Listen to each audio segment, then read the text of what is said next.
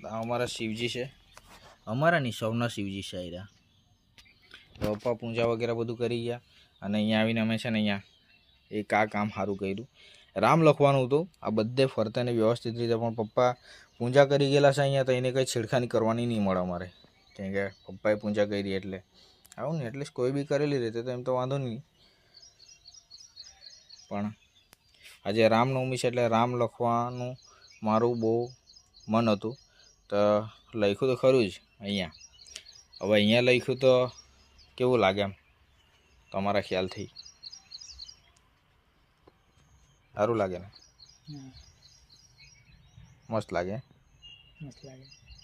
તમને મારું એ ચાલી જાય મસ્ત ને. રામ એમ રામની માટલી એની પરથી ધારા પડે શિવને.